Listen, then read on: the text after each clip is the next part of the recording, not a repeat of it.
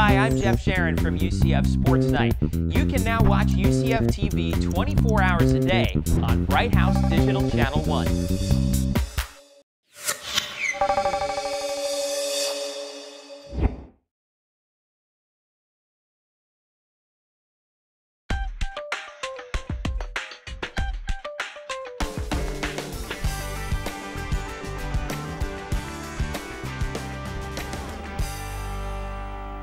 Hello everyone, welcome to UCF Profiles. I'm Charna Davis-Wiese. Today we're going to be talking a little bit about how new technologies can really preserve history in a way that is becoming even more personal than ever before. Join me in welcoming my guest, Amy Barnacle. And Amy is part of a small team that has put together a wonderful website preserving the history of a theater in Winter Garden and the people who went there years ago. And with the new technology, you have their stories, the oral histories of what happened then and how it actually shaped that area and shaping it now, right? Am I correct? Yes, that's now, let's start a little bit talking about, they used to call them, what do they call them? Theater palaces or movie palaces back then? Movie palaces.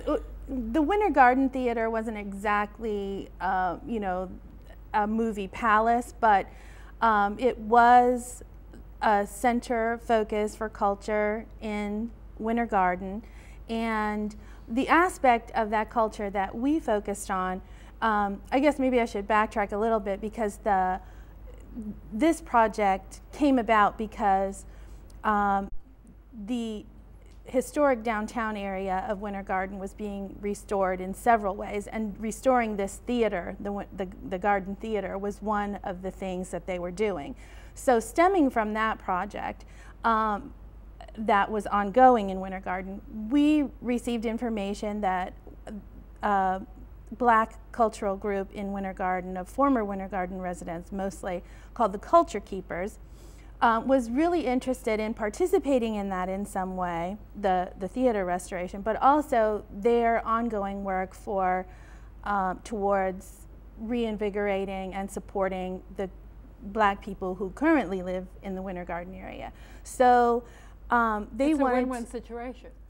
It's a win-win situation. And they also, as part of their knowledge of the history of Winter Garden, they felt that they could add something to the whole historical revitalization of that area. It's more than a building. Yes, it's more than a building, and their stories are more than just stories because they lived through an era of Jim Crow. They lived through a really tough transitional era in Winter Garden, and it's part of Florida's history because it all revolves around the citrus industry. And so they were very interested in participating and getting, because a lot of these people are getting older now. They're in their 70s, 80s, some in their 90s.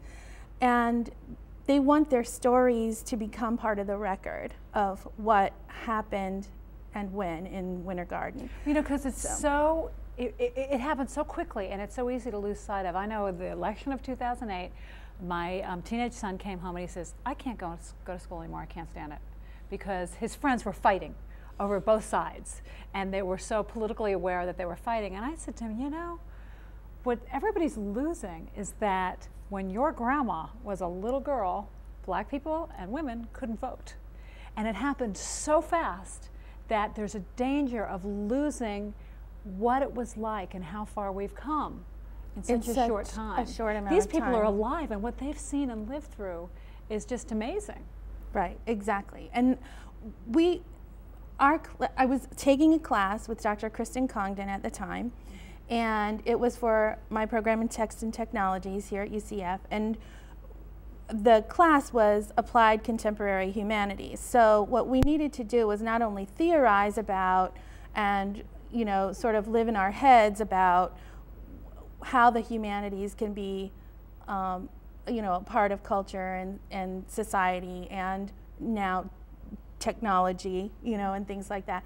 But also we had to do a service learning type project with the class where we applied that theory to some type of project that would benefit the community or some community in some way. And so she actually brought this idea to our attention. And so it just appealed to me right away. And so that's sort of how we became aware of it. So we pursued that for our community service project in that class. And it's become part of our lives. I mean, here we are. This is 2 years later, 2.5 years later, really. And we still talk about it. We still get contacted about it. I still keep in contact with Bill Johnson, who was the head of the Culture Keepers and still is, and who orchestrates all of their events. And it's really just blossomed into something that's, I think, is going to be a thread for our whole lives. You know, we haven't had much direct contact or ongoing projects with them because all of us who are working on that project are doing degrees, and we other have stuff. to move on and do other classes and other work. But it's made its mark. It's made its mark, and it's something that I would love to be involved in again. To get involved in again, doing more oral histories. Let's talk about the project a little bit. And what's very interesting, and I read the paperwork that you sent me, and those of us who actually spent our careers doing documentaries, interviewing people, covering lives much different than ours. What you did was really eye-opening for me, and because it was academia, you looked at the context from which you were coming from and how that might shape the final project, right? That your experience was so different than their experience, and you actually thoughtfully considered that first, which it was wonderful. I'd never even considered that. Well, I think part of that was because of where I come from in my academic pursuits, and I've done a lot of study of feminism, feminist theory, and women's studies, and those types of things. And one aspect of that is that when you're doing academic research, even scientific research, that you really need to acknowledge your position and your influence on the project, that there really isn't such a thing as the objective scientific observer. We're always already involved and present in what we're doing. And so I really thought we needed to talk about that up front, that we're doing these oral histories and we are very enthusiastic about doing them, and we respect these people so much, and we're grateful to them for helping us with our project, as well as they're being grateful to us for doing the interviews for them and providing them with the raw footage. But also, we know that the interviews and the stories that we were told may have been different, or in some way, I don't know what ways, but they may have been more revealing or something had they been conducted by peer African Americans, as opposed to the people Warren and Sarah and myself, who were much younger. All of us are white. All of us, really grew up in at least middle class, or sort of upper middle class environments, and these people didn't.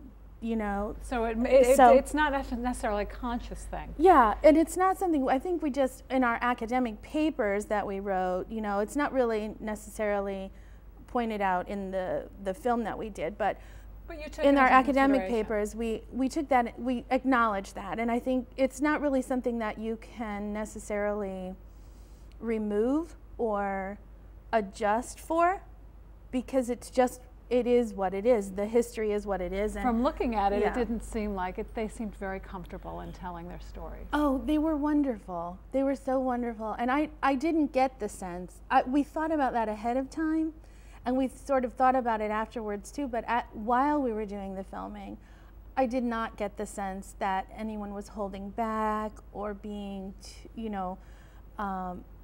or not revealing something. Well, what I think happens, may have revealed doing this for so many years, you wanted to hear their information and they wanted to tell it to you. Yeah. And nothing got in the middle. And yeah, that's why it kind of came together right at the right time. That's why it's so special. So in the 1930s, 1934 it was built? I believe so. I'm sorry, I don't have Something the like that. history memorized in my, but in the South, the theater was, I remember in Miami Beach, there was the Carib Theater, and it was fancy. You could go there, and and it certainly wasn't in the 30s, but they had parrots, macaws. Some of them were really elaborate. In the lobby, and it was a really big deal. Yes. But in Winter Garden, the African American people had to sit, no matter where they came from, who they were, they had to sit in a different place. They had to enter through a separate entrance around the side of the building, and they had to sit in the balcony. Jim Crow laws were in effect. They bought their tickets at the same ticket counter that they didn't pay any less. I don't believe they paid any less. I believe some of them remarked that it was about 10 cents at the time, which doesn't seem like a lot to us now, but it probably was a lot to be able to send all of your kids to the movies for an afternoon. But they bought their tickets, and then they were made to walk around to the side of the building, and they couldn't even use the bathroom there. No, and we did get a good story about the bathroom situation from a couple of the people we interviewed. Mr. Dyson, I think it was, explained it so well in the movie that they held it basically. they didn't go to the bathroom because they had to go back down those balcony stairs and out the entrance, and about 2 blocks down the street to I believe it was some type of mercantile or something type store that allowed them to use the restroom. And these were little kids. And these were children. These were anyone who was African American had to do that. And so, and yeah, the children would have to do it too. So sometimes, I mean, you have children, I have children, we know how quickly they have to go to the bathroom. So I think it was really, that was a sign of great fortitude. Right. That they could make it through the entire movie. And they felt like they had to behave a certain way as well, didn't they? Yes, most of the interviewees acknowledged a great sense that was sort of instilled in them by their parents and by the culture of the time, that a definite higher level of decorum was expected when they entered an environment that was mixed, especially. Because they knew that they may not be allowed to go at all if they would misbehave, or if they would become, like children are sometimes, loud, or, carry on. Kids, if they behave like kids. So they really knew.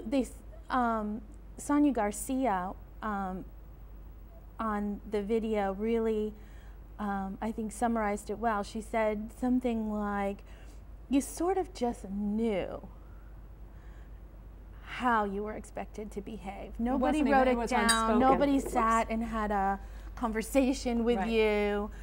You just sort of knew. And so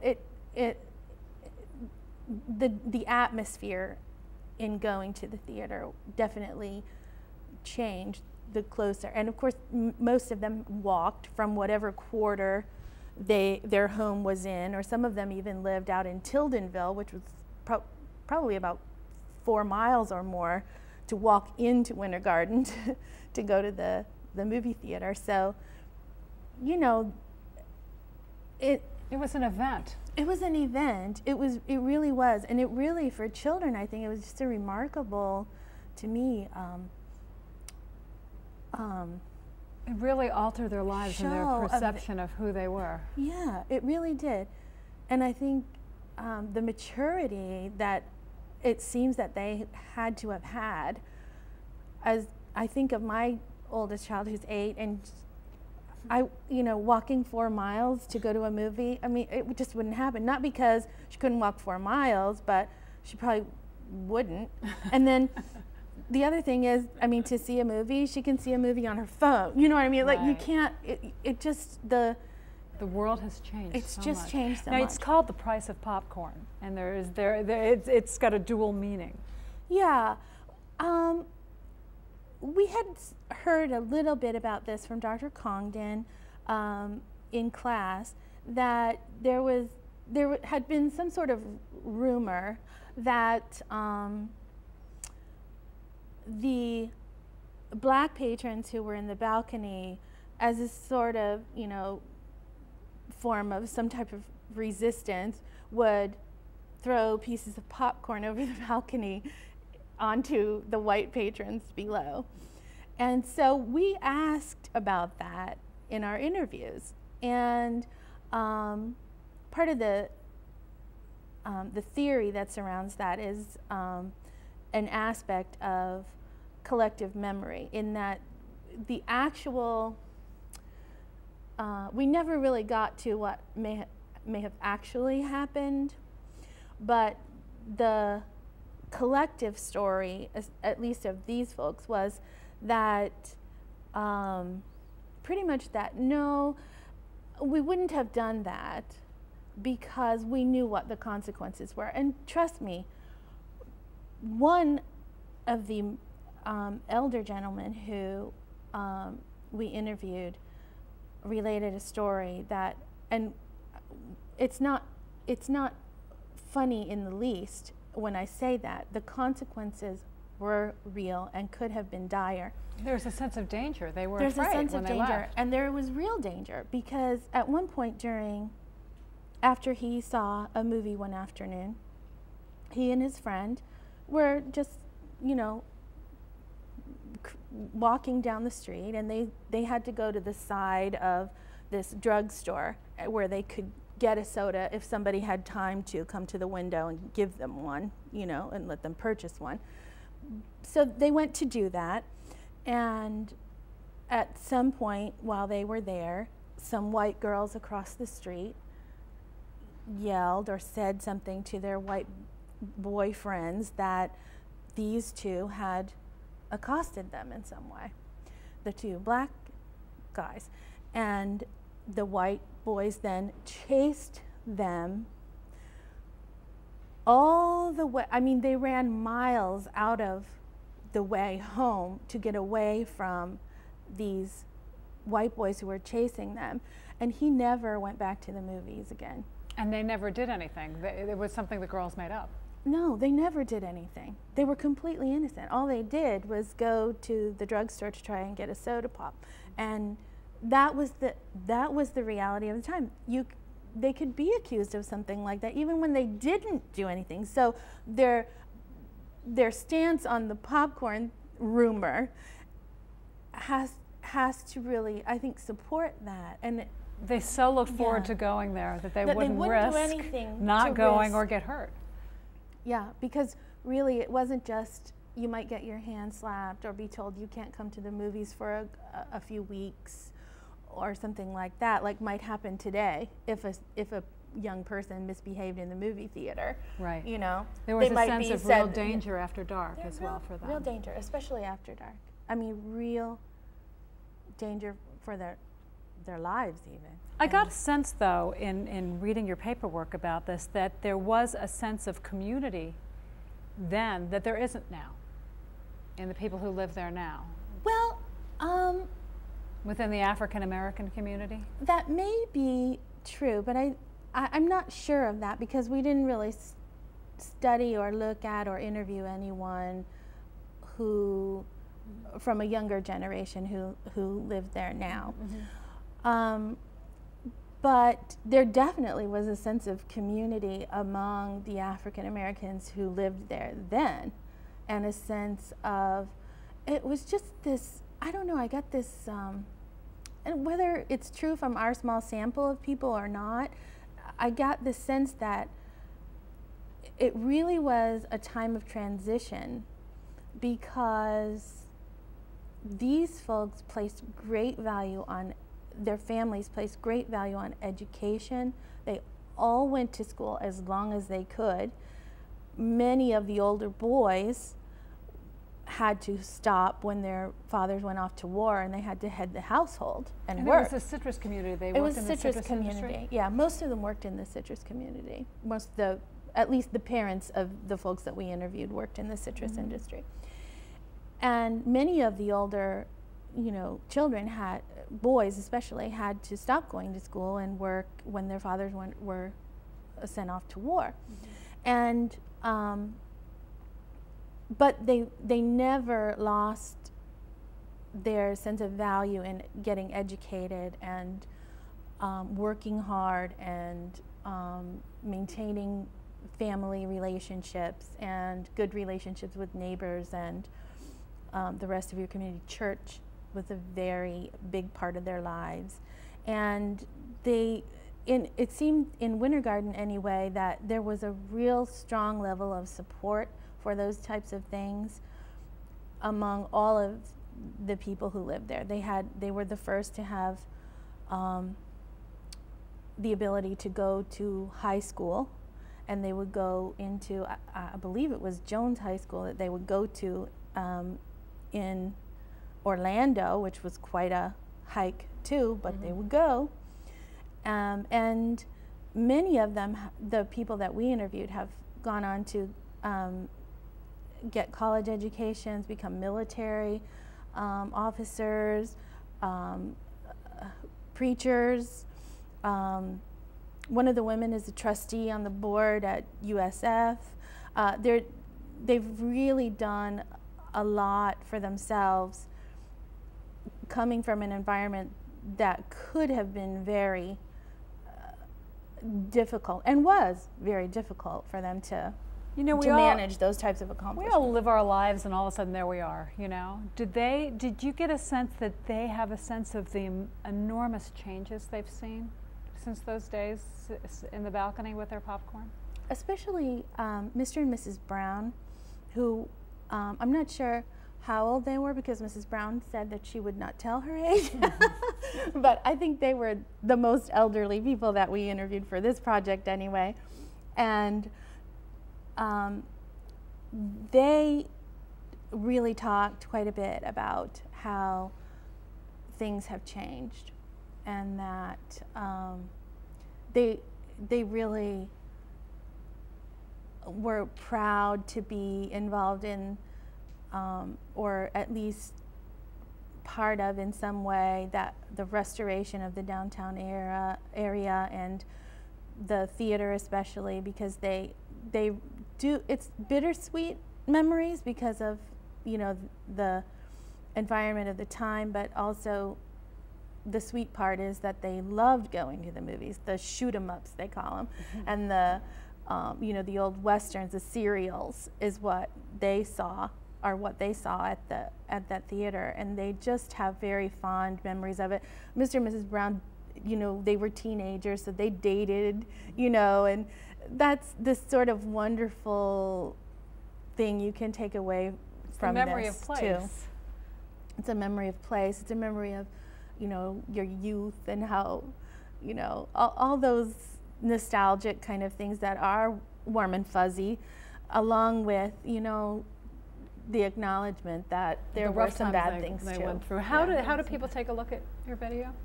Well, you can go to Warren Jones. Actually owns this website. It's called inverseintuition.org. And you can go to no www in front of it, just inverseintuition.org/WG/. And you will get a screen that on the left-hand side you'll be able to click on the Winter Garden theater movie that we made. And take a look at it. Well, thank you so much for joining us, Amy. Thank you. It's just fascinating. It was fun. Thanks a lot. Great. Thanks for being here, and thank you for watching. I'm Charna Davis-Wiese. We'll see you again next time on UCF Profiles.